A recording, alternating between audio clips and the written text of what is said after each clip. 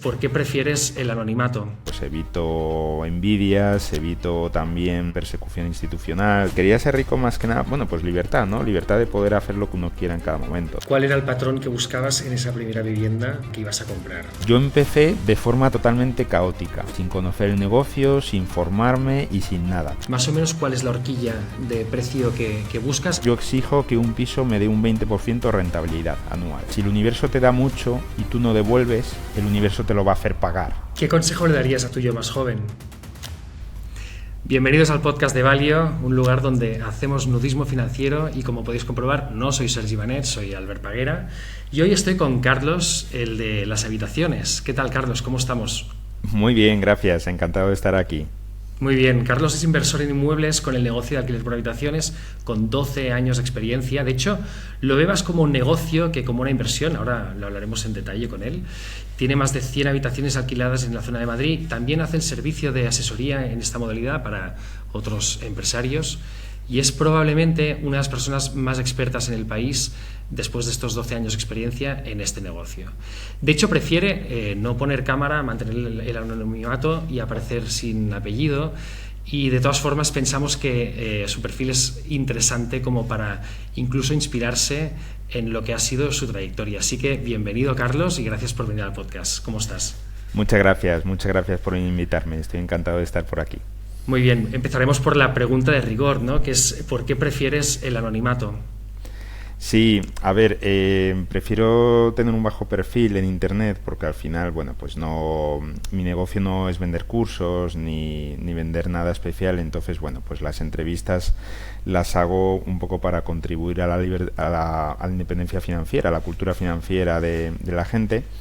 Y permanecer en el anonimato pues es más seguro para mí porque evito envidias, evito también persecución institucional de muchos tipos, etcétera. Muy bien.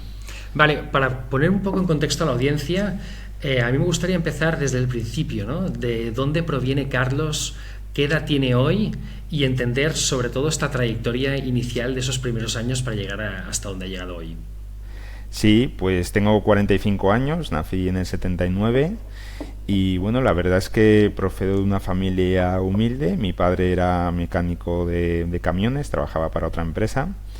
No he heredado nada sustancial de ningún sitio, ni me ha tocado la lotería ni nada, sino que he ido trabajando poco a poco. Siempre he sido una persona muy curiosa, muy buen estudiante, ¿vale? Yo hice ingeniería informática, lo saqué con matrícula, con muchas matrículas, y la EGB también, que por mi edad hice EGB, que es lo equivalente hoy a primaria y un poquito de la ESO, ¿no? Y también, era buen estudiante y siempre he sido una persona muy curiosa y sobre todo muy abierta al aprendizaje, ¿no? Y siempre desde niño tenía claro que mi objetivo era un poco no tener una vida mediocre, ¿no? En el sentido de prosperar. De pequeño yo siempre decía quiero ser rico, ¿no?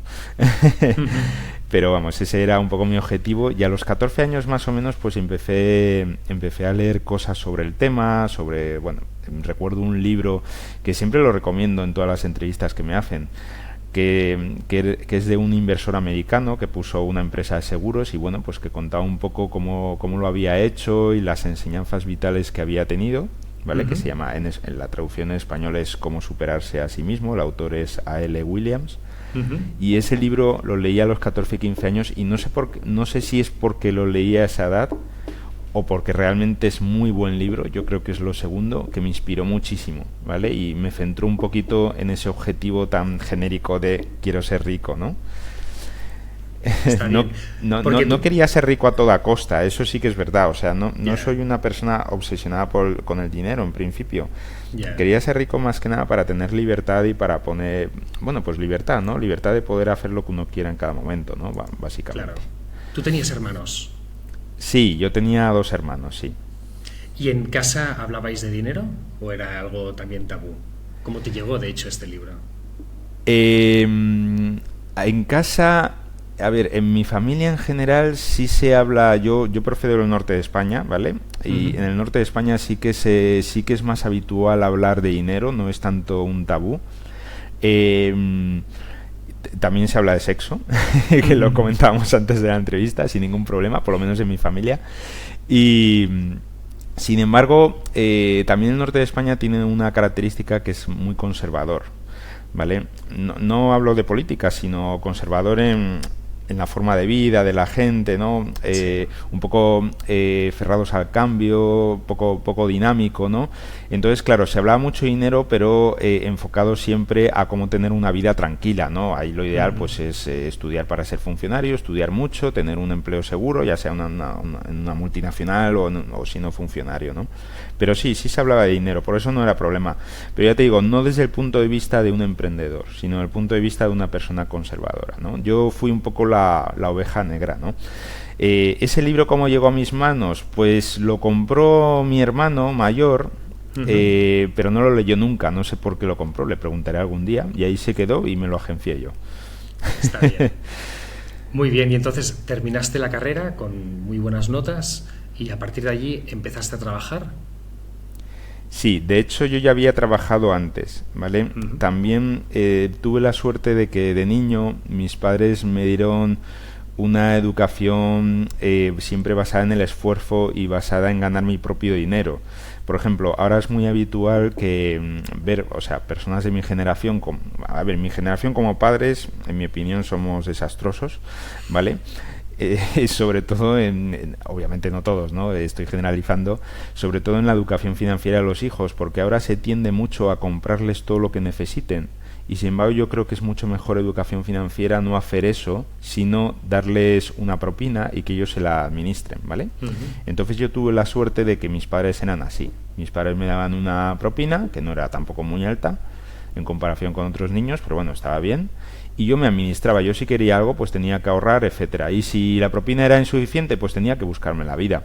Entonces, aproximadamente a los 15 años, más o menos, pude convencer a mi hermano para que comprase un ordenador. Mi hermano es 10 años mayor que yo y ya había acabado la carrera. Un ordenador en aquella época no era moco de pavo, ¿eh? Era un 486, me acuerdo, y bueno, era caro, ¿no? Y entonces al final le convencí, porque yo le pasaba sus trabajos de la universidad a máquina, ¿vale? Yo desde niño había aprendido mecanografía y teníamos una máquina de escribir y yo se los pasaba, ¿no? Como favor. Entonces, con eso pude convencerle de que iba a ser mucho más cómodo hacerlo con un ordenador, ¿vale? Y al final lo compró. Y gracias a eso empecé a buscarme la vida y a pasar trabajos a ordenador para otras personas, ¿vale? Yo ponía cartelitos en las farolas y con eso me sacaba un dinero extra, ¿no? Y bueno, pues y luego cuando tuve 16 años también en los veranos empecé a trabajar en hostelería, ¿vale? También para sacarme un dinero extra. Mi primera experiencia en hostelería fue horrible, y me juré a mí mismo que nunca más iba a trabajar en hostelería, pero sin embargo no lo cumplí, volví a trabajar el año siguiente y bueno, siempre he estado buscándome la vida de esa manera, ¿no? Ya digo, no procedo de una familia... No procedo de una familia que tuviera muchos recursos económicos. Solo mi padre trabajaba y ya éramos 5 en casa. Mi madre era ama de casa. Y entonces, pues bueno, pues hay un poco eso es lo que fue forjándome, ¿no? No sé si has contestado tu pregunta porque ya se me ha olvidado cuál era la pregunta. No, perfectamente. Al fin y al cabo es entender un poco estos inicios, ¿no? Pero claro, para entender y para poner en contexto también a la audiencia, ¿no? De alguna anécdota que hubiera sucedido en esos primeros inicios profesionales, esos veranos, para sacar unos pequeños ahorros. En la hostelería entiendo que fue en algún hotel, ¿no? En el que tuviste alguna una experiencia y no, en bares y restaurantes, bares de tapas, etcétera, sí. Vale.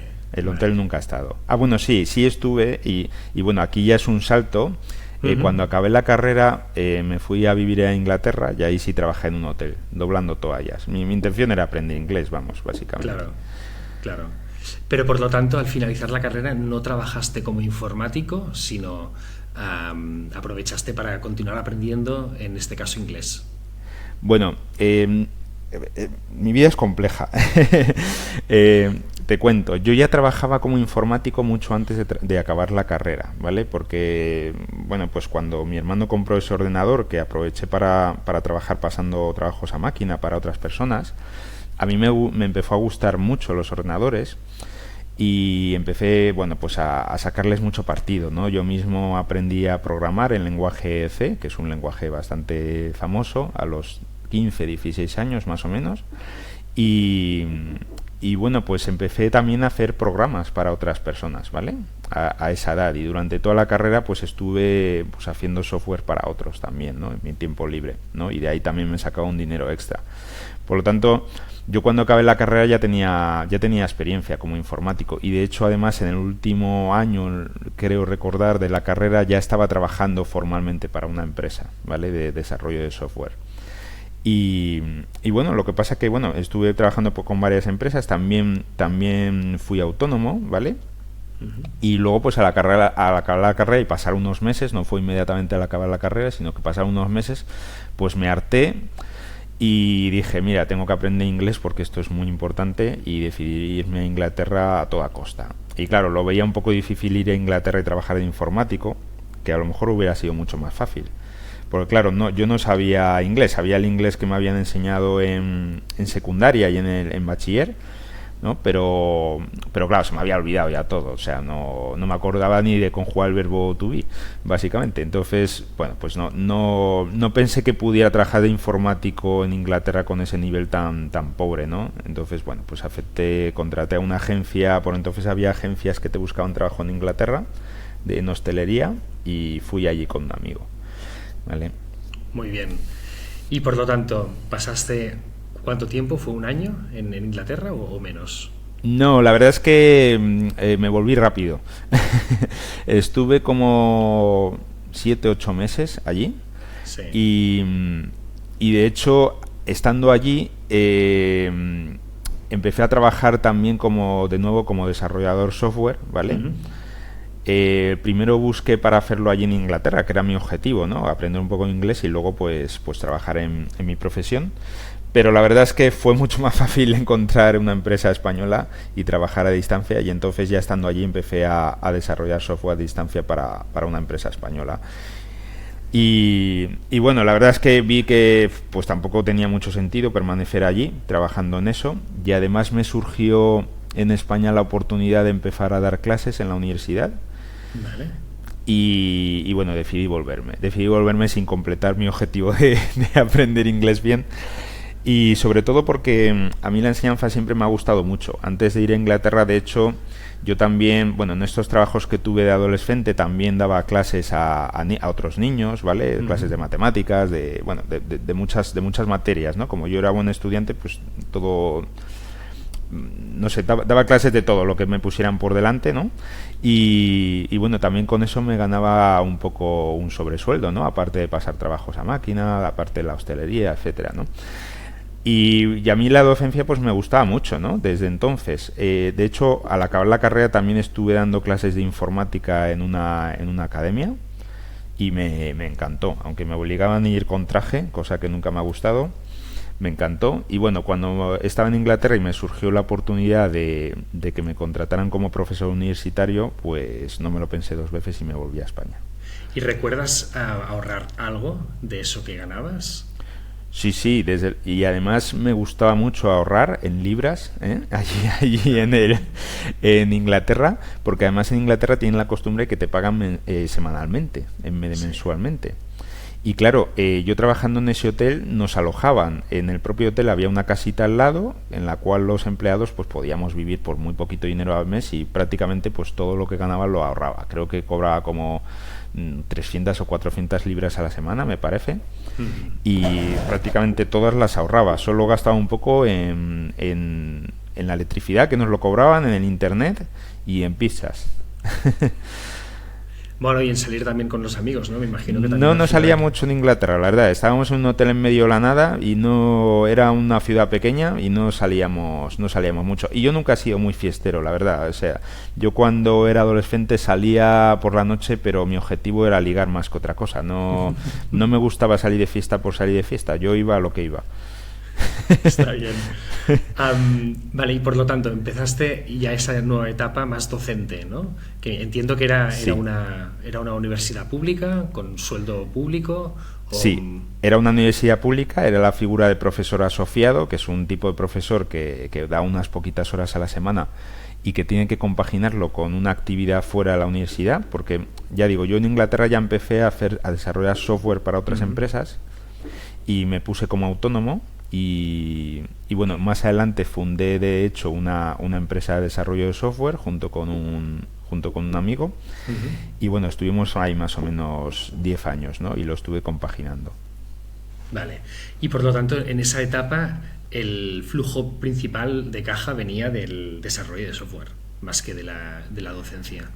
Bueno, era mitad y mitad, porque en docencia, como vi que me gustaba mucho, aparte de dar las clases en la universidad, también daba clases en muchos otros sitios, en academias, en centros privados, etcétera. Entonces era más o menos mitad de los ingresos de la docencia, mitad de los ingresos de la empresa. Vale. No... a ver, aquí la empresa no funcionó muy bien, o sea, no fue una cosa que me hizo rico, digámoslo así, ¿no? Por Vale. hablar claro. Porque con la persona que me asocié, en teoría yo era el desarrollador y él era el de marketing, ¿no? Y bueno, pues la verdad es que él tenía otro trabajo, no se lo tomaba muy en serio la empresa, etcétera, etcétera. Y bueno, pues eso me enseñó una valiosa lección, que es que tú puedes querer a una persona mucho como amigo, pero ojo con asociarse con amigos o asociarse con familiares, porque realmente es muy diferente, ¿no? Tú no sabes cómo es una persona en relación al dinero hasta que no trabajas con él en temas de dinero, ¿no? Un amigo puede ser genial, te puedes llevar muy bien con él y quererle mucho, pero luego como socio pues puede ser un desastre, pues porque su relación mental con el dinero puede ser muy diferente a la tuya. Por ejemplo, pues él quiere gastar en una cosa y en otra no, él se toma en serio unas cosas y otras no, distintas a las tuyas, él puede querer invertir en algo y tú no, él puede ser más conservador o no, ¿vale? Hay un marco mental relacionado con el dinero que no se descubre hasta que no entras en una relación dineraria con otra persona, ¿no? Eso se lo recomiendo a todo el mundo que me habla sobre el tema. No, yo es que quiero comprar inmuebles con un familiar. Yo siempre digo lo mismo. Pues yo te recomiendo que si lo puedes hacer solo, lo hagas solo, porque a ese familiar le puedes querer mucho como familiar, pero como socio no vas a saber cómo es. Y es muy difícil llevarse bien como socio con otra persona, ¿vale? Es muy difícil porque es delicado, hay la personalidad sobre el dinero es, no sé cómo explicarlo, es muy diferente de persona a persona, la relación con el dinero, y es muy difícil encontrar a otras personas que tengan la misma relación mental con el dinero que tienes tú. Bueno, y además no es solo un tema de dinero, sino también un tema de productividad, ¿no? De Sí, capacidades, también, por de supuesto. recursos. O sea, es un matrimonio que es francamente difícil que funcione para toda la vida. Sí. Y en este proyecto estuvisteis durante 10 años, lo cual no está nada mal. Sí, no 10 años juntos, al principio estuvimos juntos, luego él se salió porque estuvimos hablando de este tema y tal, que no funcionábamos, Vale. y luego estuve yo solo. Vale. ¿Vale? Pero sí, más o menos estuve 10 años desarrollando para otras empresas, pero ya digo, no era un trabajo a jornada completa, digámoslo así, ¿no? Vale. Sobre todo cuando yo estuve solo, pues porque claro, yo nunca he sido bueno en marketing y no me ha interesado mucho y tampoco estaba buscando activamente clientes, ¿no? Vale, y para entenderlo, Carlos, hasta entonces los inmuebles no formaban parte de tu vida. No, solo como usuario, solo como cliente. Bien. ¿Vale? Yo durante toda la carrera, bueno, yo hasta los 18 años, hasta que empecé la carrera, vivía con mis padres, ¿vale? En casa de mis padres, y luego la carrera, como la hice en una ciudad diferente a la que nací, pues ya empecé a vivir en pisos compartidos, ¿vale? Como estudiante, ¿vale? Entonces estuve, pues los 5 años que estuve haciendo la carrera, estuve en pisos compartidos. La primera vez viví, sí que es verdad, con un familiar durante un par de meses o así, ¿vale? Que era de esa ciudad, pero enseguida vi precisamente que lo mismo de siempre, ¿no? Que tú puedes querer mucho a ese familiar, pero es diferente de compartir una vivienda con él, ¿no? Entonces ya vi que cuando las cosas se empezaban a poner un poco tensas, pues decidí irme para que no evolucionaran a peor, claro, y para no llevarme mal con ese familiar. Y ya a partir de ese momento, pues fue toda la carrera viviendo en diferentes habitaciones, ¿no? Muy bien. O sea, que como usuario lo conocía muy bien el negocio ya cuando lo empecé en 2012. Bueno, esto es fundamental, entender bien desde el lado cliente Desde el lado cuáles son las cliente, sí. necesidades. Sí, sí. Y de hecho también en la etapa de Inglaterra entiendo que también algo debiste aprender, ¿no? También en esa parte, ¿no? de ver cuáles eran las necesidades a la hora de convivir en espacio con otros. Bueno, en Inglaterra no tanto porque, como digo, el hotel nos proporcionaba ya una especie de edificio, ¿no? Y teníamos una habitación cada uno, cada empleado, pero no compartíamos servicios comunes. Ya. Bueno, dejamos la parte del desarrollo de software y ¿cuál fue luego la siguiente etapa antes de llegar a los inmuebles?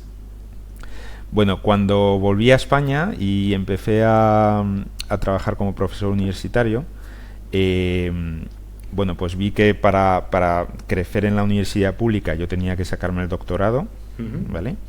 Y bueno, pues empecé con ello, ¿no? Empecé a hacer el doctorado en informática.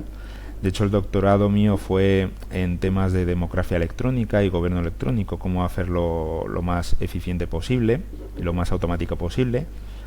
Y bueno, a mí sí es que yo siempre he tenido una vocación que es la política, ¿vale? De hecho, antes de querer ser informático, quería ser político. Luego ya cuando descubrí los ordenadores ya cambié de opinión, ¿no? Y menos mal, porque no hubiera sido un buen político, soy demasiado sincero y demasiado claro. Pero a mí siempre me ha gustado todos los temas políticos, ¿no? Y bueno, pues la democracia electrónica y el gobierno electrónico pues era una buena manera de compaginar ambos mundos, ¿no? La informática y la política o la administración. Y bueno, el doctorado lo hice de eso. Fue un análisis de riesgos y un diseño de una arquitectura de software sobre eso. Y bueno, pues estuve compaginando un poco todo, ¿no? Con hacer el doctorado, ¿no? Y bueno, ¿cuál era la pregunta? Discúlpame, Albert. Sí, entender después del desarrollo de software qué etapa hubo sí, vale. de finalizar en la primera vivienda rentable que compraste. Eso es. Y sobre la vivienda, yo cuando empecé a hacer el doctorado en 2005, ¿vale? Me mudé a Madrid, ¿vale? A una nueva universidad pública que hay aquí en Madrid, que es donde hice el doctorado. Y nada más venir a Madrid, a los 2 meses me compré un piso, ¿vale? Que fue mi primera experiencia de un piso mío, ¿no? Bueno, estuve 2 meses en una habitación mientras me daban el piso y se completaba la compra y tal, y luego ya viví en mi primer piso comprado, ¿no? Para mí, digámoslo así, ¿no? Que era un piso horrible. Pero el objetivo era primera residencia habitual. En ningún momento te estabas planteando hacer un house hacking de alquilar habitaciones o alquilar una parte de la casa. Me hace mucha gracia eso de house hacking que se ha puesto de moda ahora mismo. Entiendo, todavía no sé muy bien el significado. Entiendo que es vivir en un inmueble y alquilar las habitaciones que te sobran, ¿no? Bueno, puede ser esto, puede ser alquilar una parte de la casa, puede ser alguien jubilado que tiene un servicio especial para él y aprovecha el otro 50-70% del espacio adicional para alquiler por temporada o por vacacional. Bueno, alquilar lo que te sobra, ¿no? Es una segregación, sí, es alquilar lo que tú no vas a usar. Vale, es que estas palabras nuevas en inglés para describir conceptos de siempre me han llamado siempre mucho la atención, ¿no? Vale, pues sí, efectivamente yo con ese inmueble hice house hacking, ¿vale? Alquilé las habitaciones que me sobraban, no eran muchas, eran una, porque solo tenía 2 habitaciones. Y bueno, ten en cuenta que yo por entonces cobraba muy poquito, ¿vale? Muy poquito en la universidad. ¿Cuánto? Porque tenía una beca. Sí, tenía una beca para hacer el doctorado y creo que eran unos 600 euros aproximadamente, ¿vale? Bueno, y comprar ese piso fue una auténtica locura. O sea, fue en 2005, en plena burbuja inmobiliaria. Sí. El banco me dio el 130% del valor del piso, no tuve que poner ni un duro. Y ganando solo 600 euros. O sea, ahí podemos ver un ejemplo claro de la locura de aquellos años, ¿no? A 30 años, ¿eh? A 40 años. Uf, a 40 años. El piso me costó 150.000 euros, o sea, un piso que ahora mismo valdría unos 70.000 más o menos.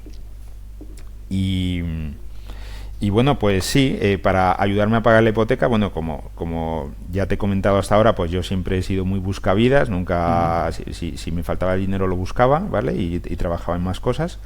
Entonces, pues bueno, decidí alquilar la habitación que me sobraba, ¿no? Y bueno, pues ahí tuve mis primeras experiencias como empresario de habitaciones, ¿no?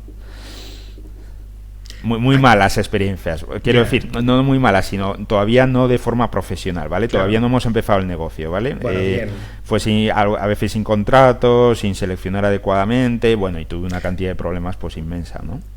Acabemos de desnudar un poco estos 150.000 euros. ¿Has dicho que a día de hoy su valor estaría en 70.000? Sí, más o menos, entre 70 a 80 más o menos, sí. Vale. O sea que a día de hoy aún no ha llegado otra vez al valor que tenía en ese momento, ¿eh? O sea que No.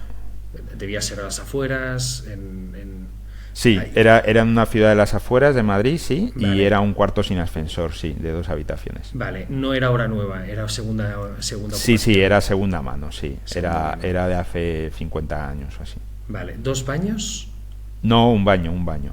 Un Sí, baño. los pisos que se hacían en los años 60 y más de 2 habitaciones no tenían 2 baños. Vale, vale. Bueno, y era un piso pues hecho pues para gente humilde, ¿no? Quiero decir, yo me Claro. acuerdo que ponía el aire acondicionado y al minuto ya eso volvía a ser un horno en verano, cuando lo apagaba el aire acondicionado. No existían casas pasivas ni eficiencia energética como... No existían como- esos conceptos. Cuando pasa se ahora. hizo el edificio no existían esos conceptos, ¿no? Y por lo tanto empezaste a pagar la hipoteca y aprovechaste para que alguien pudiera vivir en ese espacio, en alguna de las habitaciones. Eso es, eso es.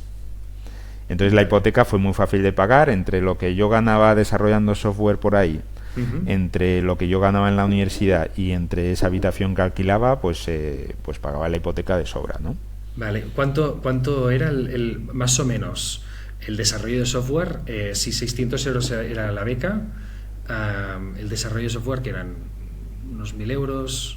Pues es que era muy variable, Albert, Claro. porque cuando tenía un proyecto pues lo podía cobrar todo junto, cuando lo acababa pues varios miles de euros de golpe y Vale. luego pues podía pasar algunos meses sin tener nada, ¿no? O sin cobrar Claro. nada. Entonces, claro, ahí no te sabría decir la media, la verdad es que nunca la he calculado. ¿Y el alquiler por habitaciones a cuánto estaba en esa época, en esa zona? Yo creo que la más caro, yo creo que 300 euros alquilaba la habitación que me sobraba. Y era bastante caro. Se la alquilé a varias personas, pero recuerdo una pareja de ecuatorianos, una madre y su hijo, y ahí esos sí que se los cobraba 300 euros, recuerdo. Sin amueblar, o ya la... No, amuebladas. No, las habitaciones siempre se alquilan amuebladas, sí. Claro. Con su cama, su armario, etcétera, sí, sí. Vale.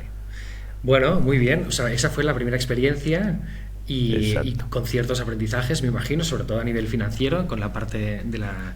bueno, no, de esa crisis que luego vino, ¿no? Del año 2005, pero a partir de allí, ¿cómo seguiste?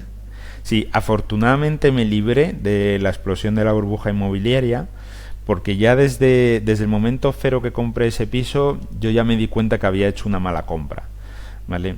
Había hecho una mala compra, también mi padre me lo dijo, hijo, esto es una mierda, véndela.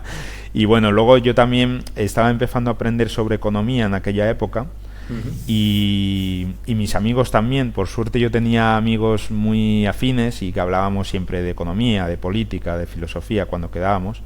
Y bueno, pues más o menos entre todos íbamos aprendiendo e íbamos dándonos cuenta poco a poco que estábamos en una burbuja inmobiliaria. Entonces yo al año, creo que fue entre 9 meses y un año después de comprar ese piso, me di cuenta que estaba en una plena burbuja y que tenía que deshacerme de ese piso cuanto antes de que estallara la burbuja. Y lo empecé a vender y ahí tuve otro ingreso más porque se lo di a una inmobiliaria. Bueno, en esa época, la gente más joven que no ha vivido esa burbuja inmobiliaria, les puedo decir que fue una auténtica locura, ¿vale? O sea, todo el mundo estábamos locos en relación a los inmuebles. Entonces, como ejemplo, lo que voy a contar ahora, ¿vale? Una inmobiliaria, a cambio de cogerme el piso en exclusiva y vendérmelo por 220.000, un piso que yo acababa de comprar por 150.000, un piso que era una mierda, que era un cuarto sin ascensor, paredes de papel, 2 habitaciones, ¿vale? En una zona humilde, pues me lo querían vender por 220.000 en exclusiva y a cambio me pagaban la hipoteca y la comunidad, ¿vale? O sea, por lo tanto, ahí empecé a vivir todavía más gratis y saqué otro ingreso más, ¿no? Luego otra inmobiliaria, por ponerme un cartel en la terraza de Se Vende, también me pagaba como 100 euros al mes o algo así. Bueno, una locura todo. Bueno, pues obviamente esa inmobiliaria, que me lo quería vender por 220.000, que se llamaba Expofinques, que luego quebró, y con razón quebró, ¿vale? Porque era un precio totalmente exorbitado. Pues bueno, pues no me pudo vender el piso. Estuvo un año y pico intentando venderlo y no lo pudo vender a ese precio, obviamente, y yo cada vez me inquietaba más y más, porque Claro. veía que eso estaba a punto de explotar, si no es que estaba explotando ya. Y entonces ya cuando se terminó la exclusividad con ella, pues ya empecé a vender el piso en todas las inmobiliarias que pude y finalmente me lo lograron vender. Yo creo que fue la última venta tonta de este país. Lo conseguí vender por lo mismo que me había costado, por 150.000, y solo perdí pues los impuestos que pagué y tal, ¿no? Un poquito.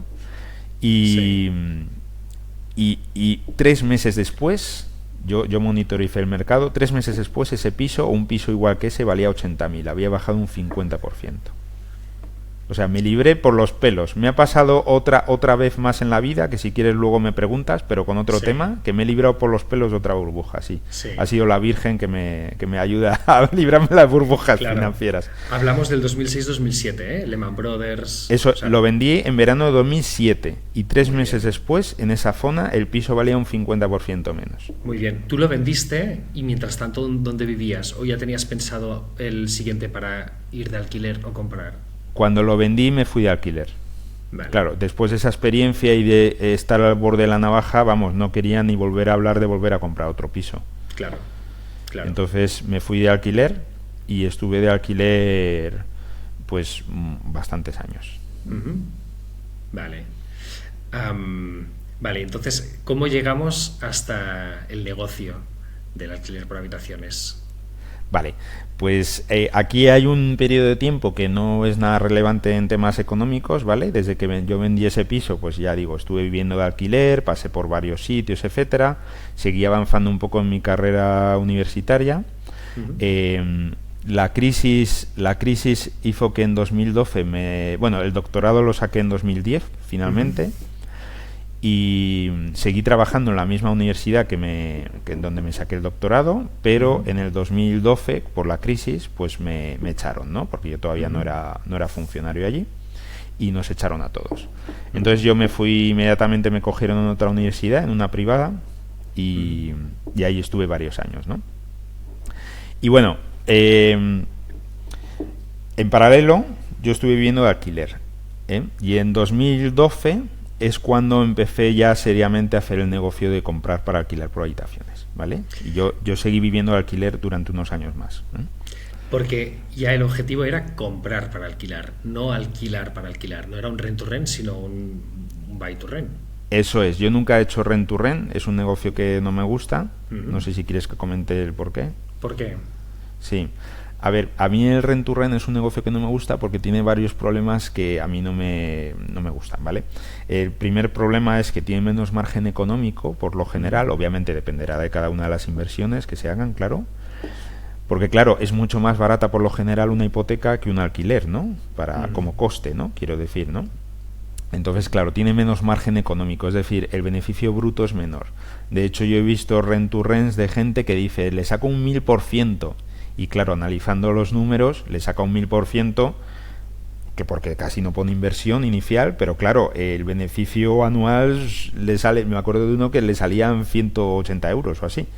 Entonces, claro, yo digo, a ver, con un beneficio anual de 180 euros tú no puedes hacer un negocio, porque es tan poco margen que cualquier cosa que pase, que se te estropea una nevera, que se te queda una habitación libre un mes, ya entras en pérdidas. Entonces tu más 1000% rentabilidad se convierte en una rentabilidad negativa con mucha facilidad, ¿no?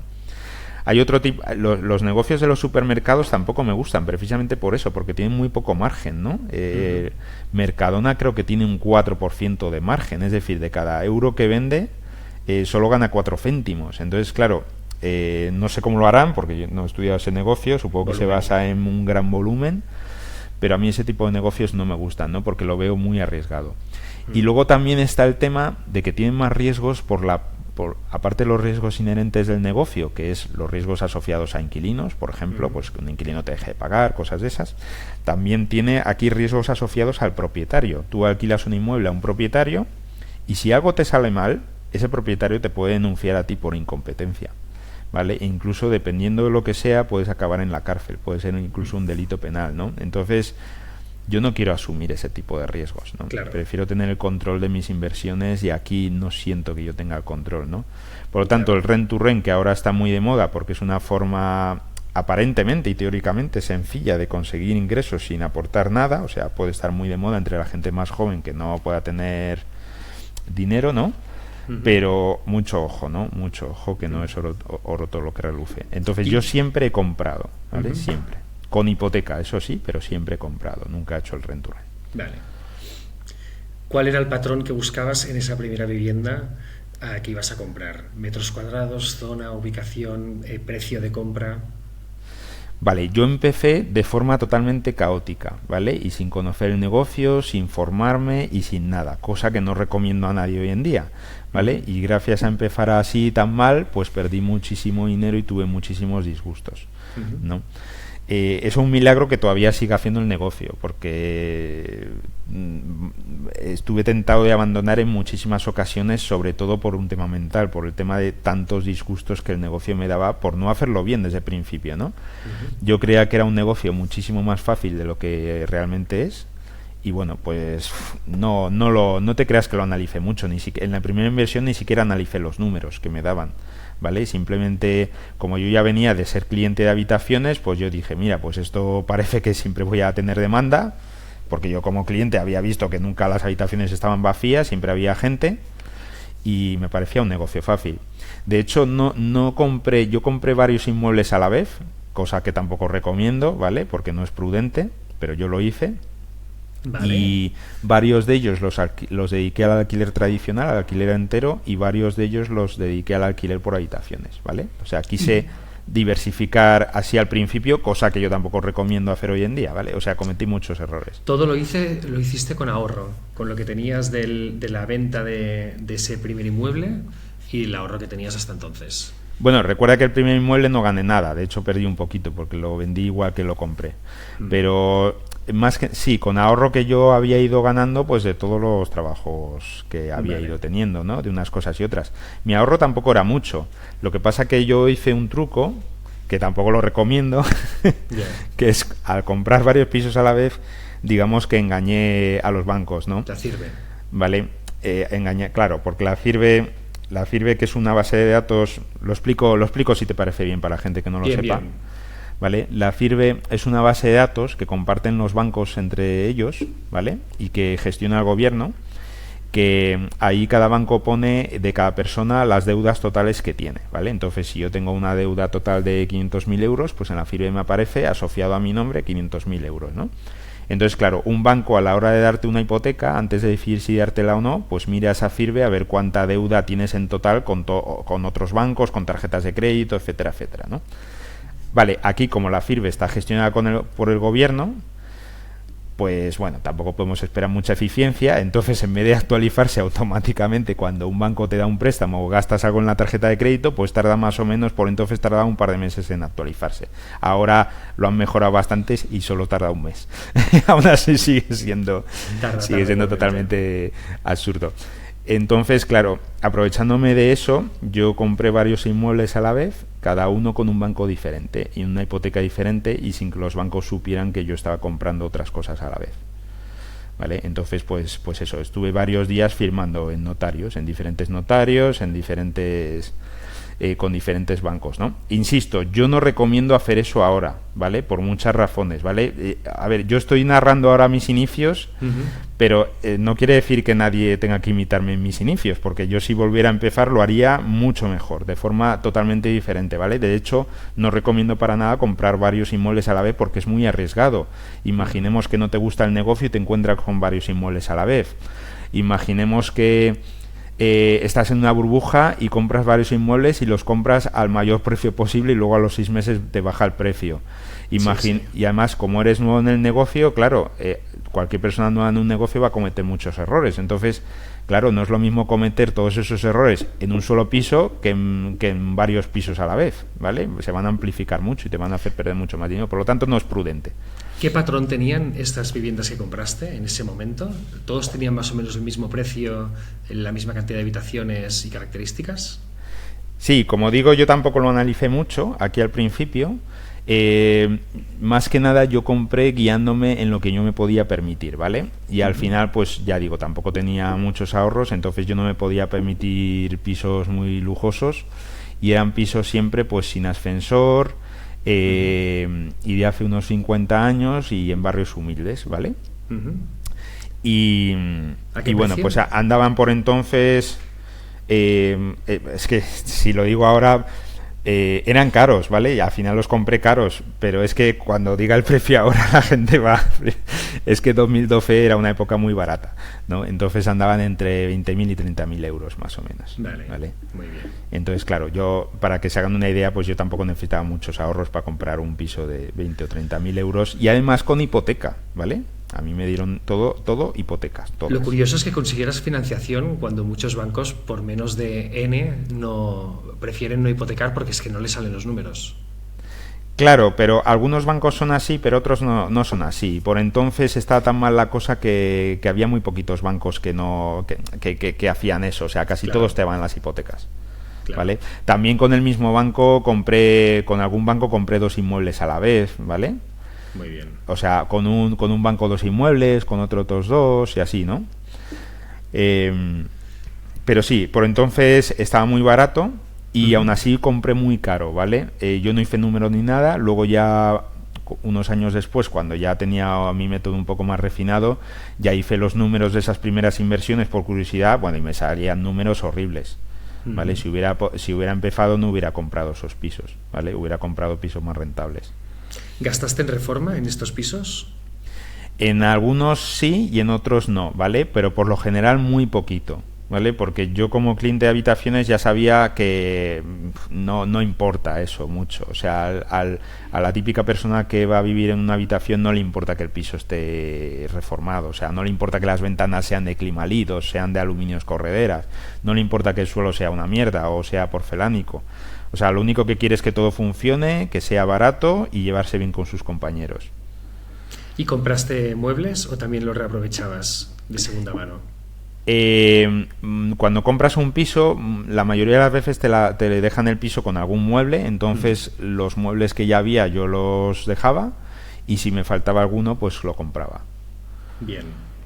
Pero en general en estas primeras inversiones intenté ser muy conservador en el tema del gasto, ¿no? Gastar muy poquito, más que nada porque no lo tenía, no disponía de recursos para gastar. De hecho, de todos los pisos que compré a la vez, no pude afrontar la puesta en marcha de todos a la vez. Tuve que dejar un par de ellos, ¿no? Sin poner en marcha, porque ya se me había acabado el dinero para amueblar, para reformar, etcétera. Vale. Pero por lo que veo, aunque tuvieras que optimizar todo el proceso, en poco tiempo acababas pagando esas hipotecas.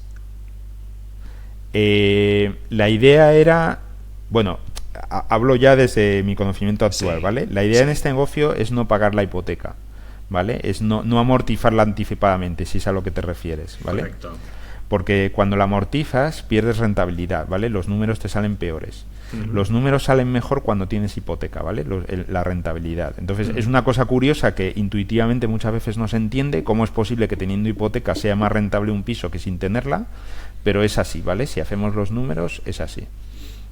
Entonces, bueno, yo no me podía ni plantear, aunque yo hubiera querido amortizar hipoteca, no hubiera podido hacerlo, porque ya digo, incluso tuve que dejar varios pisos en barbecho porque ya no se me había acabado el dinero para ponerlos en marcha. Vale, bien.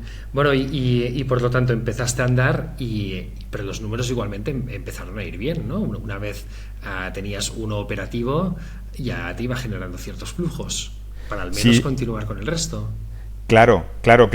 Y de hecho pasó una cosa muy curiosa, que ya desde el principio, como yo compré varios para alquilar por tradicional y varios para alquilar por habitaciones, desde el principio ya me empecé a dar cuenta que el alquiler tradicional era ruinoso, porque el alquiler por habitaciones me daba como 3 o 4 veces más de dinero al final que acababa en mi bolsillo que el alquiler tradicional, ¿vale? Y además el alquiler tradicional me daba muchos problemas y el alquiler por habitaciones me daba muchos menos problemas.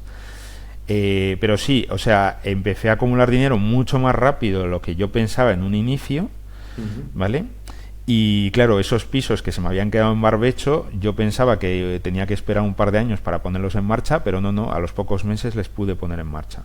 Entonces, yo también en paralelo seguía trabajando en la universidad y seguía también haciendo algún software que otro y también me iba entrando dinero por ahí.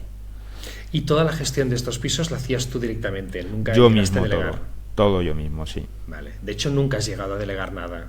Has controlado 100% el negocio. Bueno, con el volumen que tengo ahora, sí que tengo que delegar algunas cosas, porque ya en estos momentos tengo muchos pisos, ¿vale? O sea, yo siempre digo, no sé si me has presentado al principio diciendo que tengo más de 100 habitaciones. Digo que tengo más de 100 porque por privacidad, por el mismo motivo por el que no enseño mi foto ni digo mis apellidos, tampoco quiero decir mi patrimonio, ¿vale? Y digo que tengo más de 100 por decir algo, pero pueden ser 101 o pueden ser 100 millones, ¿vale? Por exagerar, ¿no? Pero tengo muchas. Entonces, en el volumen que tengo ahora, pues es imposible hacerlo yo todo. Entonces, algunas de las cosas las delego, pero este negocio es muy complicado de delegar, ¿vale? No se lo recomiendo a nadie, sobre todo a nadie que esté empezando. Igual cuando ya tenga la experiencia o el volumen que tengo yo, pues puede plantearse delegar alguna cosa, pero cosas muy muy concretas, muy acotadas y muy controladas, ¿vale? Este es un negocio que no se puede delegar y si me lo permites explico por qué, ¿vale? Porque esto es un error común que comete la gente que empieza en este negocio. Este es un negocio de los que Nassim Taleb llama frágiles, ¿vale? Nassim Taleb es el autor de un libro muy famoso que se llama El Cisne Negro o Antifrágil. Bueno, tiene varios libros, ¿no? Recomiendo a todo el mundo su lectura, ¿no? Si está aburrido. Entonces, los negocios frágiles son aquellos negocios que sobrereaccionan a los detalles mal hechos. Es decir, nos equivocamos en un pequeño detalle y tenemos una gran consecuencia negativa, ¿vale? La mayoría de los negocios no son así. En la mayoría de los negocios son negocios normales en los cuales nos equivocamos en un pequeño detalle y tenemos una pequeña consecuencia negativa. Es decir, la consecuencia negativa es proporcional al tamaño del detalle en el que nos hemos equivocado, ¿vale? Eso en la mayoría de los negocios, pero en los frágiles no. En los frágiles nos equivocamos en una pequeña cosa y tenemos una gran consecuencia. Es decir, el negocio sobrereacciona a los detalles mal hechos. Por ejemplo, aquí nos equivocamos en un pequeño detalle a la hora de seleccionar un inquilino y ese inquilino se nos queda de ocupa, ¿vale? Por un pequeño detalle en que nos equivocamos, ¿vale? Es un ejemplo extremo, pero para que la audiencia lo entienda, ¿no? Entonces, este tipo de negocios frágiles no se pueden delegar, ¿vale? No se pueden delegar porque nosotros cuando delegamos a una tercera persona, esa tercera persona obviamente nunca va a tener los incentivos necesarios para ser tan perfeccionista y cuidar tanto los pequeños detalles. Como nosotros sí lo tendríamos. Nosotros sí tendríamos ese cuidado porque nosotros nos estamos jugando nuestro dinero, pero la persona en quien delegamos no se está jugando nada. Entonces, claro, por muy buena que sea esta tercera persona en quien delegamos y por muy competente que sea, al no tener esos incentivos, tarde o temprano se va a equivocar en pequeñas cosas y eso va a tener grandes consecuencias negativas que va a provocar que el negocio fracase. Está bien. Carlos, siguiendo un poco con lo que decíamos, compraste este primer, llamámosle lote de viviendas, algunas para habitaciones y otras de larga duración, de la LAU, y allí ya tuviste el primer clic, ¿no? El de, ostras, esto me está generando ciertos flujos que incluso son superiores a los ingresos de mi salario. ¿Y cuál fue el siguiente nivel, el siguiente paso? Bueno, lo primero que pasó fue que me di cuenta que el alquiler tradicional no era lo mío, ¿vale? Aunque sí que lo mantuve unos años, ¿vale? Por diversificar, mal hecho también, ¿vale? Porque yo creo que no hay que diversificar al principio, hay que diversificar al final, cuando uno ya tiene la independencia financiera, no antes, ¿vale? Pero lo mantuve. Y bueno, pero como vi ya que esto no funcionaba, porque era ruinoso, y claro, y a medida que iba teniendo yo gastos en los pisos, gastos que yo no sabía, o sea, recuerda que yo era totalmente ignorante en el negocio, ¿no? Empecé a base de prueba y error. A medida que iban surgiendo gastos que yo no había previsto con ellos, pues me di cuenta pues que los alquileres tradicionales pues no eran rentables, ¿vale? Entonces me fui centrando en mejorar el proceso del alquiler por habitaciones, ¿vale? En los pisos que tenía por habitaciones era todo lo contrario. Yo veía que me entraba muchísimo dinero, mucho más de lo que yo había esperado, ¿vale? Superó mis expectativas. Más o menos tuve suerte al principio, porque ya digo, no conocía el negocio, seleccioné los inquilinos muy mal, ¿vale? Vamos, hoy lo veo echando la vista atrás y, vamos, me echo las manos a la cabeza. Pero tuve más o menos suerte y, bueno, pues los primeros meses no tuve ningún problema grave. Entonces, pues eso me animó muchísimo, ¿no? A mejorar por esa parte. Y yo, como siempre he sido una persona muy analítica y muy abierta al aprendizaje, por eso también estudié ingeniería, pues yo era como una esponja, o sea, yo absorbía todos los problemas que me iba encontrando y todo lo que me iba encontrando yo lo absorbía y lo intentaba mejorar, ¿no? Entonces, claro, fui mejorando el proceso y cada vez fui haciéndolo mejor, ¿no? Y más o menos, pues en unos años ya tenía el método ya estable, ¿no? El método que sigo ahora, ¿no? El método que sigo ahora, pues más o menos lo voy retocando con poquitas cosas, pero ya es estable, ya lo tengo estable desde hace años, ¿no? Y eso fue básicamente, ¿no? Lo primero, claro, al principio, como me pasé 3 pueblos y me compré varios pisos a la vez, pues no me quedó nada para seguir comprando pisos, por lo tanto estuve una época sin poder comprar más. Y aproveché esa época pues para aprender y para centrarme en la gestión, ¿no? Y luego ya en cuanto ya tuve un poquito ya ahorrado, bueno, primero claro, puse todos los pisos en explotación, porque recordemos que algunos los tenía que haber los tuve que dejar en barbecho, y cuando ya tuve todos en explotación y tuve ya de nuevo ahorros para comprar más pisos, pues seguí comprando pisos, ¿no? Y cada compra pues la hacía mejor, ¿no? ¿Y todos en la misma zona, más o menos? O sea, al final buscas un tema de proximidad, ¿no? A 20-30 minutos de casa para que sea fácil gestionar. Al principio no lo hice así. Al principio compré en varias zonas de Madrid. Sí. Y bueno, pues me di cuenta pues que eso no era adecuado en este negocio, ¿no? Porque aquí hay que ir bastantes veces al piso y hay que gestionar muy activamente, ¿no? Y bueno, pues poco a poco cada compra que hacía pues las iba concentrando más, ¿no? Me daba un poco de miedo porque claro, eso es antidiversificación y yo al principio estaba preocupado por el tema de la diversificación. Yo pensaba, bueno, ¿y qué pasa si cae una bomba nuclear en Fuenlabrada, por ejemplo, que era una de las ciudades donde invertía? Pues me quedo sin pisos o me quedo sin tantos pisos, ¿no? Entonces estaba preocupado por eso, pero vi que al final tenía que ser así, o sea, tenían que estar concentrados porque si no eran muy difíciles de gestionar y se hacía muy duro, ¿vale? En Madrid se hace muy duro ir de una ciudad a otra, ir de un barrio a otro, ¿no? Por los atascos, por todo, ¿no? Es un tema de operativa, ¿no? Que al fin y al cabo lo que necesitas es tardar lo mínimo tiempo posible para gestionar todos los activos que tengas, da igual. Y claro, y sobre todo también de mentalidad, porque, por ejemplo, si un inquilino te llama y te dice, oye, mira, que hay aquí un problema con el agua, ¿vale? Entonces, claro, si yo vivo lejos, digo, qué pereza ir hasta allí, ¿no? Entonces a lo mejor te inventas excusas y no les resuelves el problema inmediatamente. Y eso al final mina la relación con los inquilinos porque ven que los inquilinos ven que no te lo tomas en serio, que no les resuelves sus problemas, ¿no? Es un ejemplo, ¿no? Pero como esto, muchas cosas. Entonces también es un problema de mentalidad de que tiene que estar cerca para tú gestionar las cosas adecuadamente, ¿no? Pensemos que en este negocio hay muchísima gente que alquila habitaciones, ¿vale? Entonces hay que intentar competir con ellos no solo en precio, que es lo principal, sino también en calidad de servicio sobre todo, ¿no? Y en generar confianza a tus inquilinos.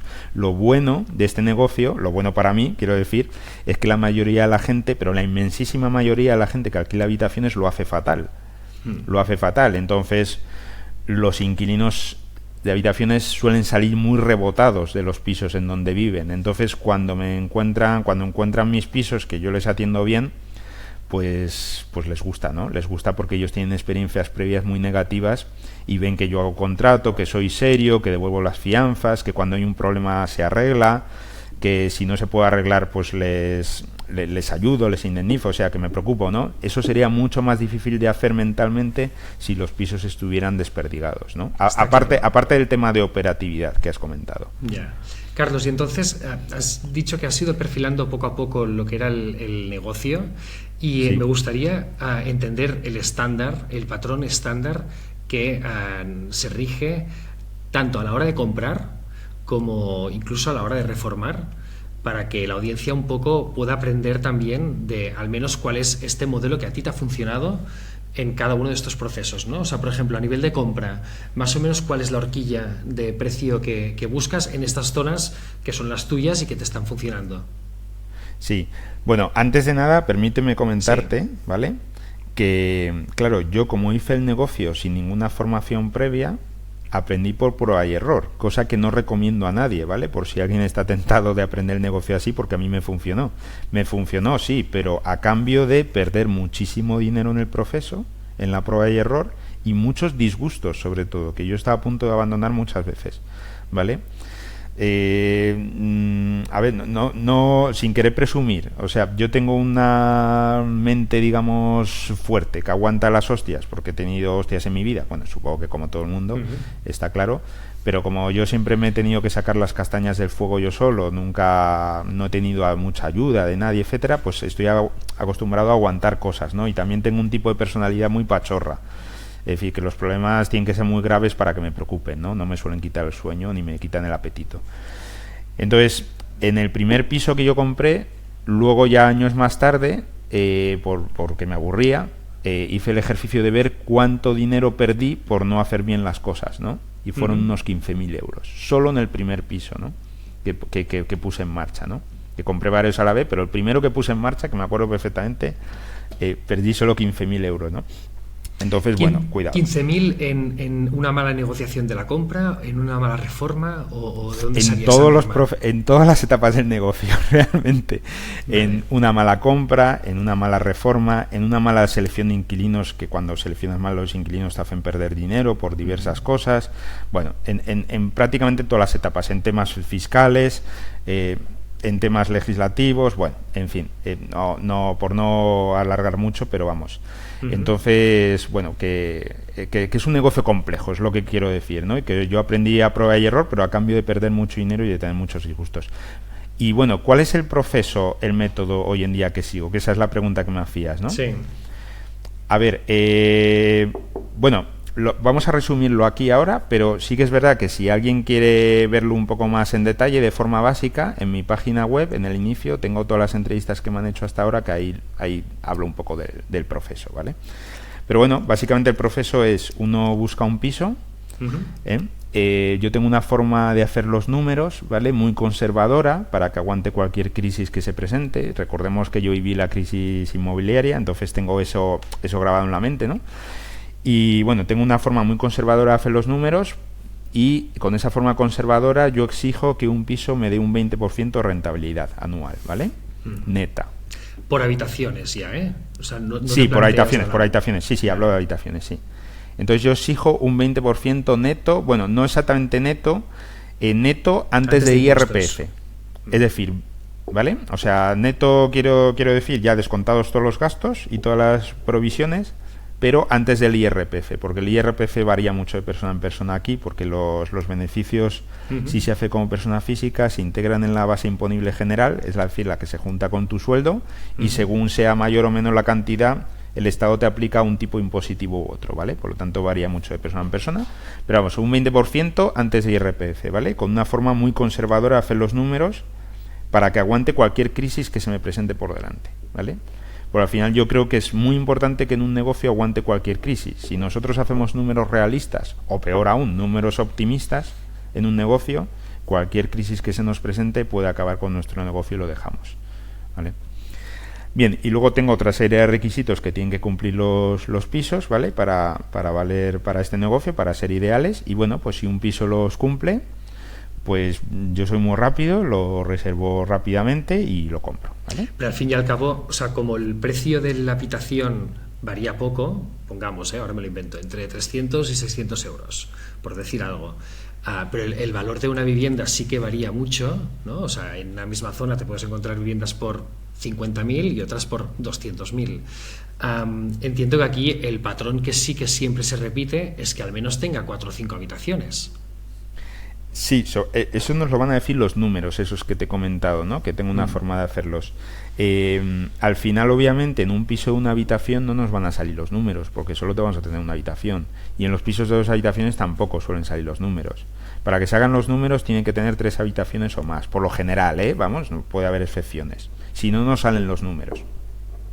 Entonces, la mayoría de pisos que yo tengo son de 3 habitaciones más salón, y el salón es una habitación más, ¿vale? El salón lo convierto en una habitación.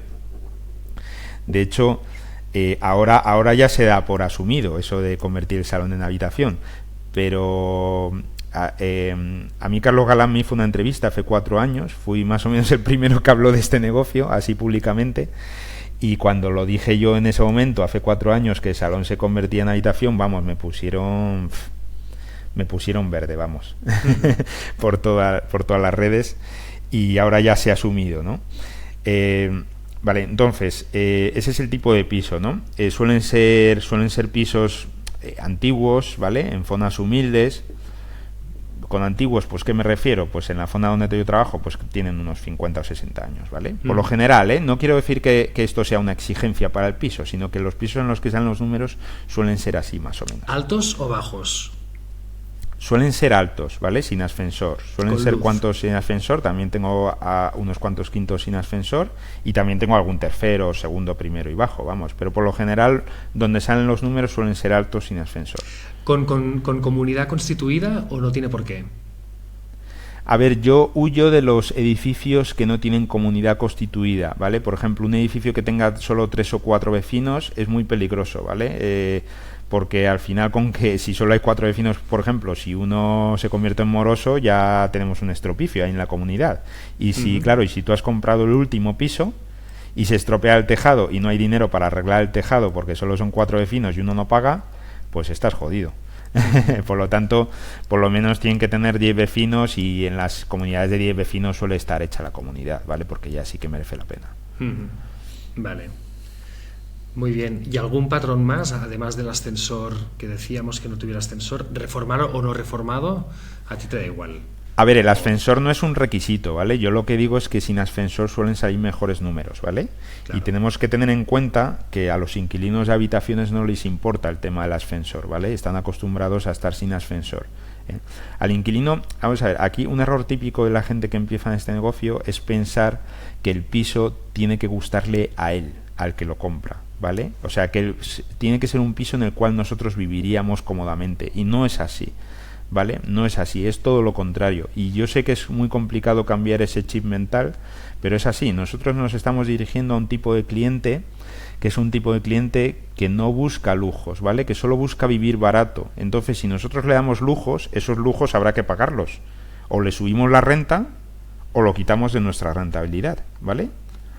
Entonces, claro, si un inquilino de habitación tiene 2 habitaciones para elegir una de ellas, ve una que está súper bonita, tiene ascensor, etcétera, pero vale 100 euros más, se va a quedar con la otra, con la que vale 100 euros menos, aunque no tenga ascensor y las ventanas no sean de Climalit, ¿vale?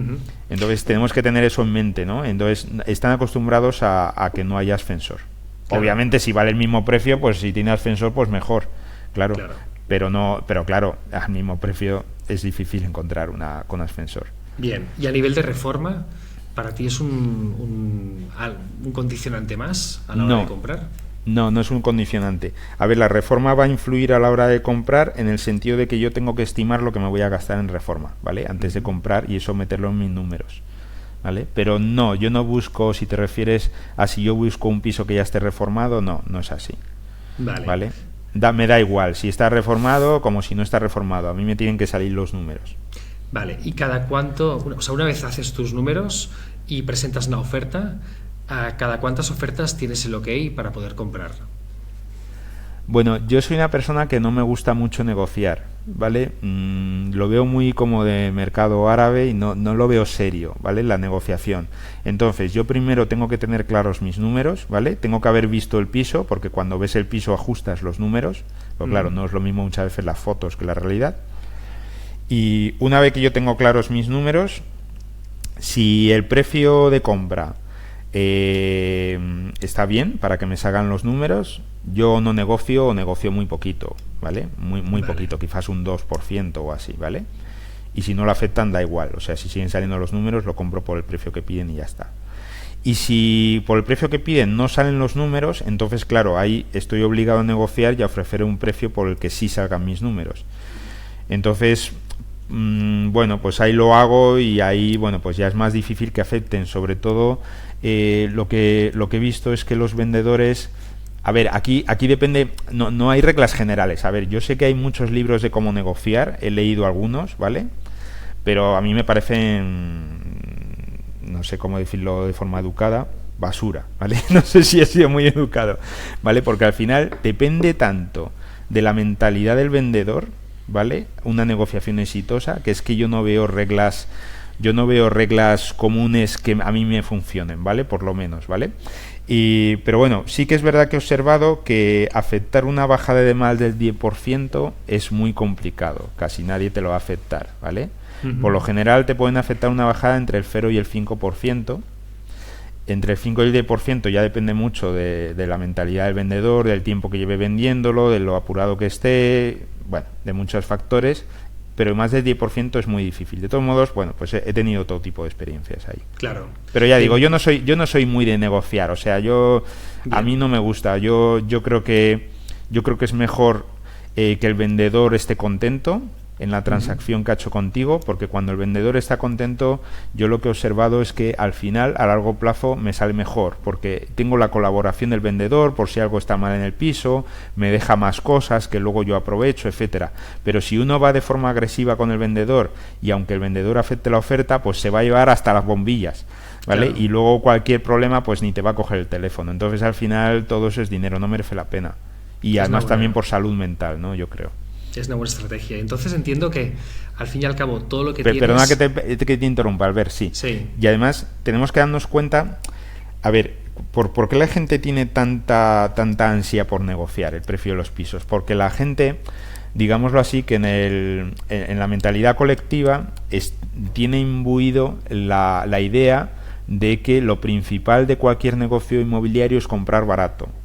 Y eso puede tener sentido en el negocio del alquiler tradicional y en el negocio obviamente del flipping, ¿no? De comprar y vender, ¿no? Pero en el negocio de las habitaciones no tiene sentido, ¿vale? Si me lo permites, explico por qué en un minuto. Bien. En el alquiler tradicional la rentabilidad es muy bajita, ¿no? Puede ser alrededor de un 5%, ¿no? Entonces, claro, si yo, debido a una negociación agresiva, le saco en vez de un 5%, un 7% de rentabilidad, claro, eso es un incremento notable, es un incremento de más del 40% de rentabilidad, pasar de un 5 al 7. Por lo tanto, en el alquiler tradicional sí es muy relevante comprar barato, comprar chollos, esforzarse, ir a subastas, pisos de banco, etcétera, etcétera, ¿vale?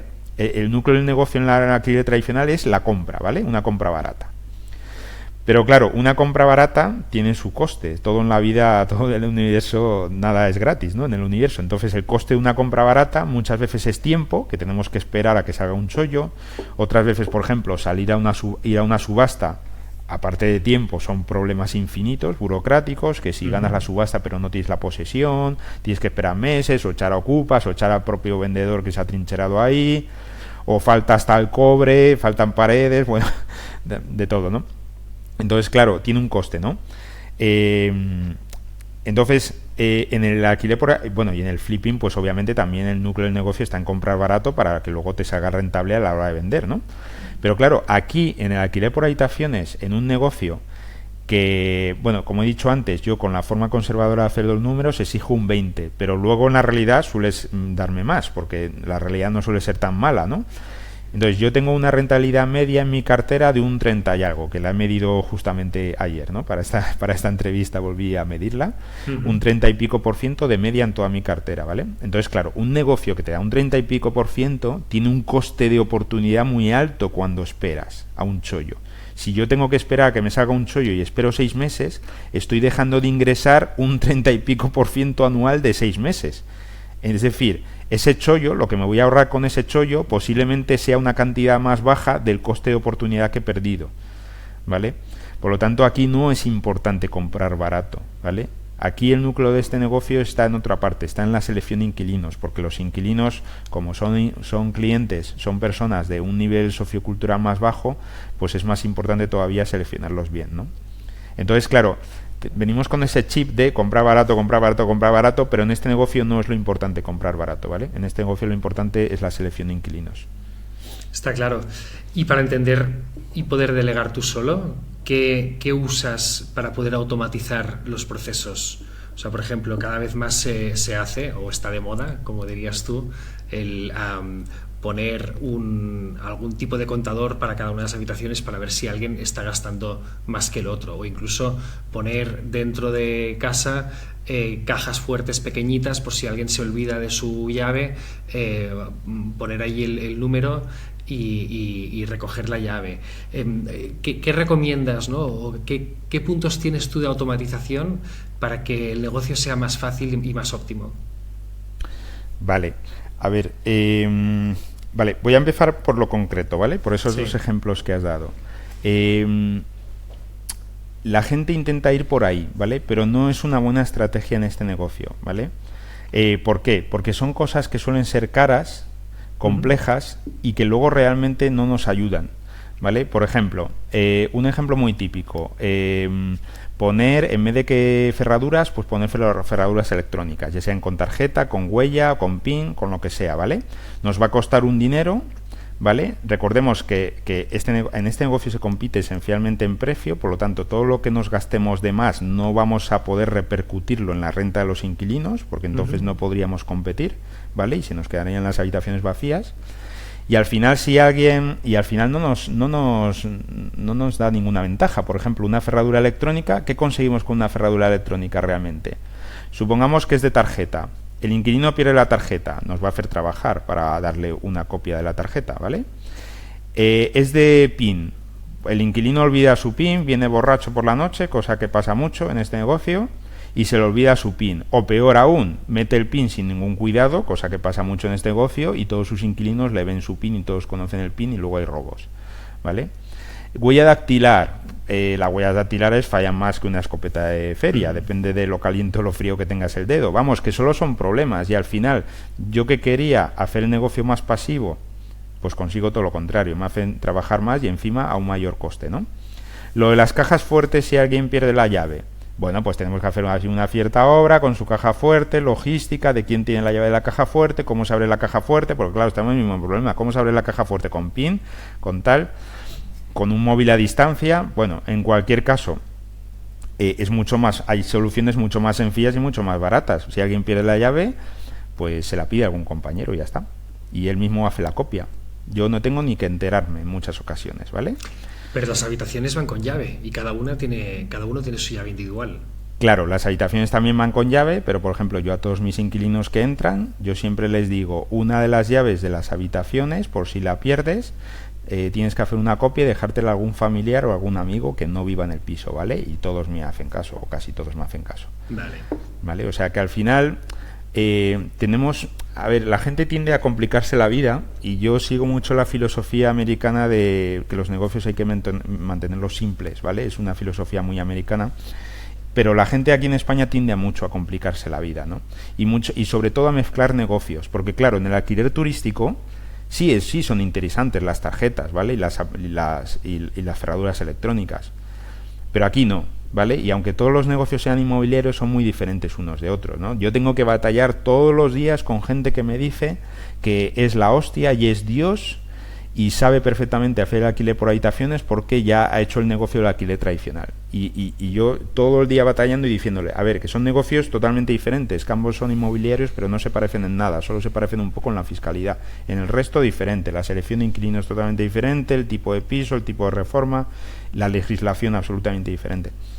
Entonces, ese tipo de temas de automatización, de complicarnos la vida, no funcionan, consiguen lo contrario, ¿no?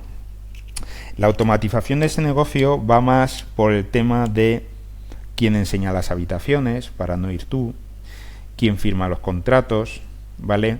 Cómo delegar cuando algo se estropea, van más por ahí, ¿no?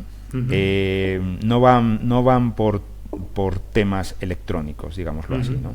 No van por poner un programa que te gestione los inquilinos, no va por ahí. O sea, yo veo gente que me pregunta, ¿qué software usas tú, Carlos, para gestionar los inquilinos? Y yo siempre digo, ¿pero tú cuántos pisos tienes? Tengo uno.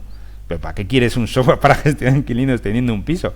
Hazlo tú manualmente, que te va a llevar 1 minuto al mes, porque tienes solo un piso, y cuando tengas 50 pisos, pues ya te plantearás automatizar tus inquilinos y hacer una base de datos y un... Es que no me sale ahora el tipo... Mira que soy informático, ¿eh? Sí, el tipo de programas que gestionan cosas, vamos. Un CRM, ¿no? Un CRM, eso, que no me salía. Hacer el control de que entonces, se han pagado y todo el show, sí. Claro. Luego, por ejemplo, a la hora de hacer los gastos de suministros de cada uno de los inquilinos todos los meses, porque yo los suministros los cobro aparte, ¿vale? Cobrarlos, incluirlos en la renta y poner una tarifa plana es un suicidio económico en este negocio, ¿vale? Uh-huh. Y aquí la gente tiene muchísima resistencia a hacerme caso en este tema, ¿no? Y luego les va mal.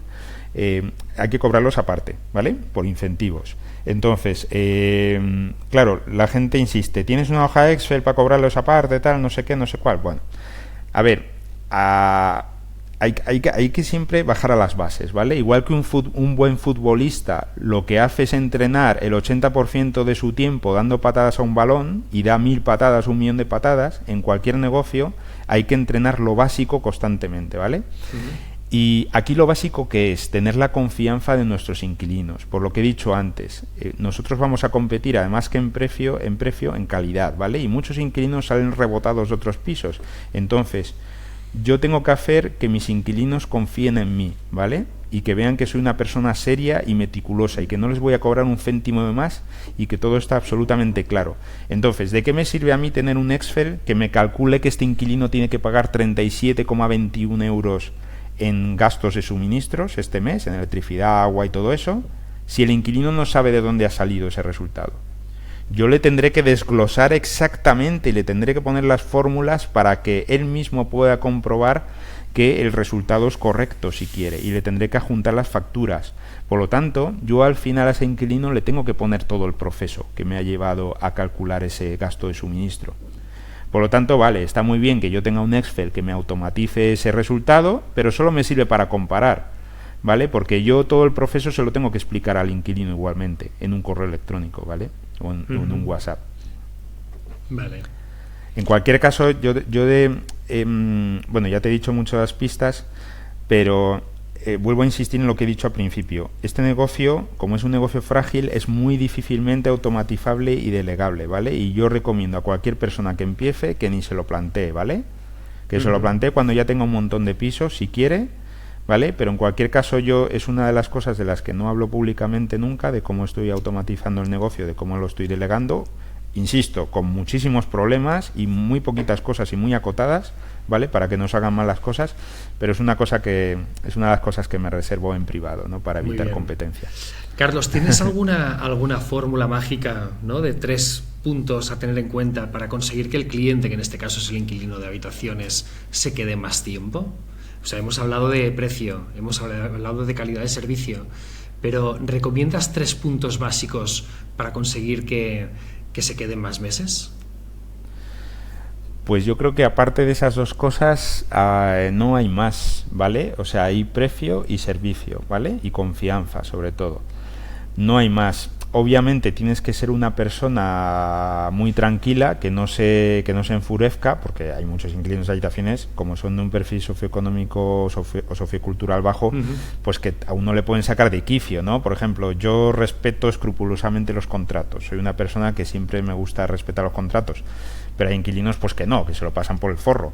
Entonces, claro, tienes que ser una persona muy tranquila y no enfadarse fácilmente para mantener la calma en ese tipo de situaciones, ¿vale? Porque si pierdes la calma es mucho peor.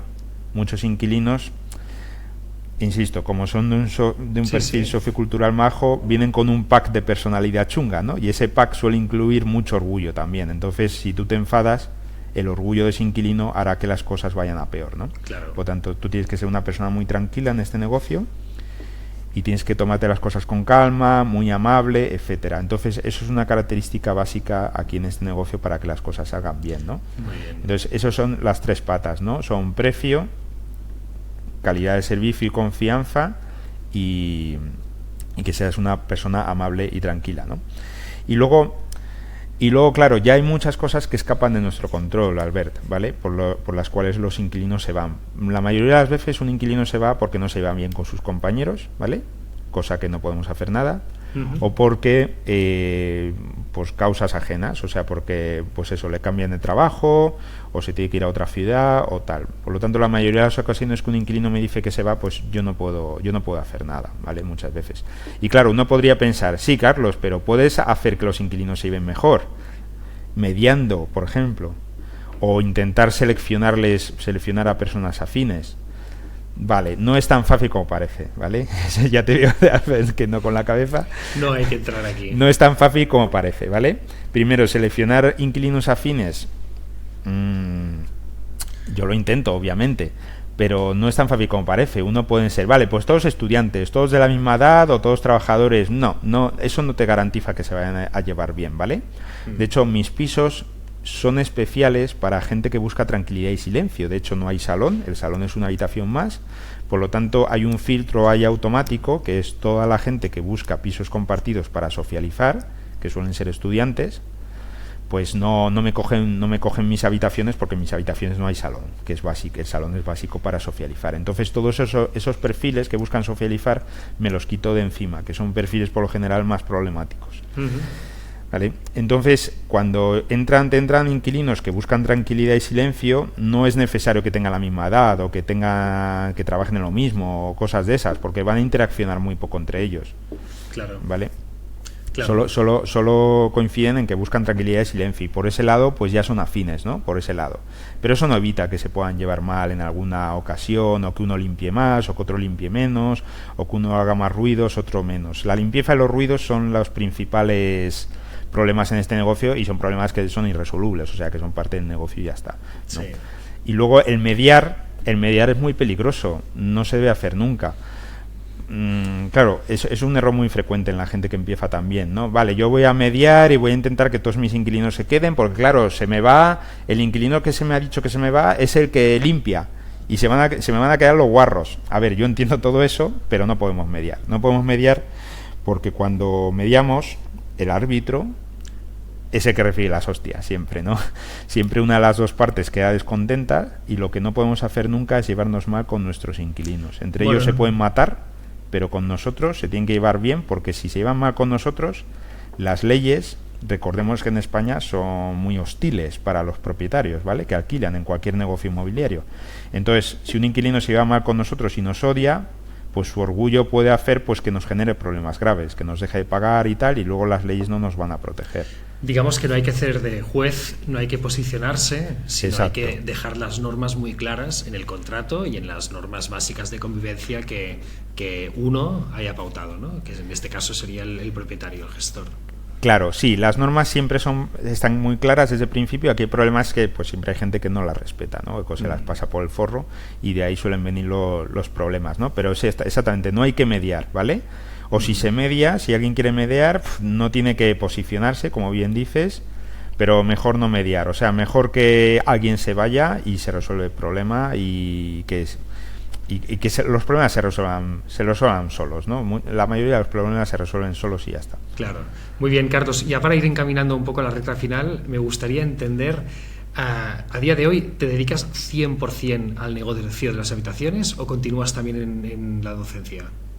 Continúo en la docencia. Como la docencia me gusta mucho, obviamente ya no hago software para terceros ni nada de eso ya lo dejé hace años, pero sí que es verdad que sigo siendo profesor universitario, ¿vale? De informática, de asignaturas de informática, y me quita muy poco tiempo a la semana, ¿vale? Unas cuantas horas, pero me da mucha satisfacción y mucha felicidad, y al final el éxito es la felicidad que uno tiene en la vida, ¿vale? O sea, si alguien es feliz con 1.000 euros al mes, chapó, o sea, genial, ¿vale?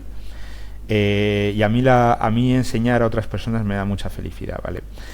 Por eso concedo este tipo de entrevistas, como la que me estás haciendo tú ahora. O sea, yo ya tengo la independencia financiera, ya la alcancé hace muchos años, ¿vale? Después de alcanzar la independencia financiera, mi siguiente objetivo era 10.000 euros al mes netos, que también lo alcancé hace años, y bueno, pues tengo una vida muy cómoda que podría dedicarme a nada, básicamente, ¿no? Pero aún así, como enseñar me da tanta felicidad, lo sigo haciendo, ¿vale? Yo recomiendo... Sí. Oh, perdona, es que hablo mucho, pero... No, bien. Yo recomiendo, la mayoría de la gente no es así, la mayoría de la gente lo que quiere es dejar su trabajo por cuenta ajena y ya está, ¿no? Y dedicarse solo a las inversiones, y lo respeto. Yo no lo hago porque a mí me gusta mucho enseñar, ¿vale? Entonces, para todas aquellas personas que quieran dejar su trabajo y cambiarlo por la inversión inmobiliaria, por ejemplo por habitaciones, como lo hago yo les recomendaría la regla del 80-20, ¿vale? La regla de Pareto, ¿no? Cuando el 20% del total de tus ingresos mensuales o anuales sean por tu trabajo por cuenta ajena, es cuando puedes dejar el trabajo por cuenta ajena, ¿vale? Sin que suponga un trastorno en tu vida. Eso es lo que podría recomendar a todo el mundo, que me lo preguntan mucho. Y luego, como me gusta también enseñar, por eso doy este tipo de entrevistas también, y por eso también hago algunas mentorías, muy poquitas, ¿vale? Porque no es mi negocio vender mentorías ni nada, pero a personas realmente interesadas en hacer el negocio exactamente como yo lo hago para evitarse problemas desde el principio, hago algunas mentorías. Y es la misma razón, me gusta enseñar, ¿vale? Me gusta enseñar y es mi forma también de contribuir un poco a la sociedad, ¿no? Yo creo que el universo... A ver, yo soy ateo, ¿vale? Pero sí que es verdad que tengo algunas creencias que yo creo que la vida o el universo o Dios, como lo queramos llamar, con una mano te da y con otra te quita. Entonces hay que guardar siempre un equilibrio, ¿no? O sea, si el universo te da mucho y tú no devuelves, el universo te lo va a hacer pagar. No digamos un universo, digamos la vida, para que no suene tan místico, ¿no? La vida te lo va a hacer pagar de muchas maneras, ¿no? Por ejemplo, la gente que hace mal a los demás, al final acaba en la cárcel, ¿vale? O sea, la vida se lo ha hecho pagar. De una manera o de otra te lo hace pagar, ¿no? Entonces, yo creo que para mantener ese equilibrio, a mí la vida me ha dado mucho, ¿vale? Y yo tengo que devolverlo de alguna manera a la sociedad, ¿no? Entonces, hay personas que devuelven donando dinero a la Cruz Roja. Pues yo lo hago simplemente contribuyendo a una mayor cultura financiera en España, pues dando este tipo de entrevistas o haciendo algunas mentorías, ¿vale? Para mí es mi forma de contribuir un poco al bienestar común, ¿no? Muy bien. Carlos, ¿y a la vez que formas, sigues formándote? En el negocio. En el negocio. Sí, yo estoy muy abierto al aprendizaje y siempre estoy intentando mejorar, ¿vale? Hay cosas, además, claro, los negocios siempre todos son dinámicos. Lo que funcionaba hace 10 años, hay cosas que hoy en día ya no funcionan. Entonces, claro, yo siempre, cuando hay que adaptar algo de mi modelo de contrato, lo adapto, ¿vale?